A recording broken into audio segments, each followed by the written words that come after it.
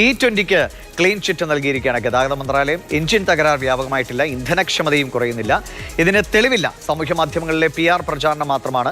ശാസ്ത്രീയ പരിശോധനകളുടെ പിൻബലത്തിലാണ് E20 petrol പദ്ധതി നടപ്പിലാക്കുന്നത് എന്നും സർക്കാർ രാജ്യസഭയിൽ വ്യക്തമാക്കുന്നുണ്ട്. ബസന്ത് തുടരും.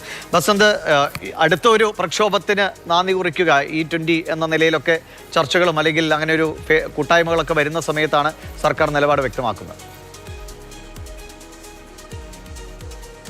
തീർച്ചയായും എത്തനോൾ കലർന്ന പെട്രോൾ വിൽപ്പനയുമായി ബന്ധപ്പെട്ട് വലിയ ആരോപണങ്ങളാണ് കഴിഞ്ഞ ഏതാനും ദിവസങ്ങളായി പുറത്തു വരുന്നത്. അതായത് എൻജിൻ്റെ അല്ലെങ്കിൽ കാറുകളുടെയും ബൈക്കുകളുടെയും ഒക്കെ തന്നെ ഫ്യുവൽ പമ്പുകൾക്ക് കേടുവരുന്നു എന്നുള്ളത്, എൻജിൻ തകരാർ വരുന്നു എന്നുള്ള വ്യാപകമായ പരാതി സാമൂഹ്യ മാധ്യമങ്ങളിൽ വരുന്നുണ്ട്. പ്രത്യേകിച്ചും ഈ ഓഫ് റൈഡേഴ്സ്, റോഡ് കാർ റാലിക്ക് പോകുന്നവർ, കാർ വ്യാപകമായി ഉപയോഗിക്കുന്നവരൊക്കെ തന്നെ ഇത്തരത്തിൽ പരാതികൾ പറയുന്ന ഒരു സാഹചര്യമുണ്ട്. മാത്രമല്ല, ഈ പറഞ്ഞ പോലെ E20 ജനതാ പാർട്ടി എന്ന് പറയുന്ന ഒരു സോഷ്യൽ മീഡിയ ഹാൻഡിലും ഇപ്പോൾ വളരെ സജീവമായി ഇതിനെതിരെ പ്രവർത്തിക്കുന്ന ഒരു സാഹചര്യമുണ്ട്. ഇപ്പോൾ അതിൻ്റെ ഇടയിലാണ് ഇപ്പോൾ രാജ്യസഭയിൽ റഹീമിന് നൽകിയ മറുപടിയിൽ E20 കാരണം അങ്ങനെ വ്യാപകമായി എൻജിൻ തകരാർ ഉണ്ടാകുന്നില്ല എന്നും ഇന്ധനക്ഷമതയ്ക്ക് എന്തെങ്കിലും കുറവ് വരുന്നു അല്ലെങ്കിൽ മൈലേജ് കുറയുന്നു തുടങ്ങിയതൊക്കെ ഈ സാമൂഹ്യ മാധ്യമങ്ങളുടെ പ്രചരണം മാത്രമാണ്, ശാസ്ത്രീയമായ അടിത്തറയൊന്നും ഇതിനില്ല എന്നുള്ളൊരു നിലപാട് ഇപ്പോൾ കേന്ദ്ര സർക്കാർ സ്വീകരിച്ചിരിക്കുന്നത്.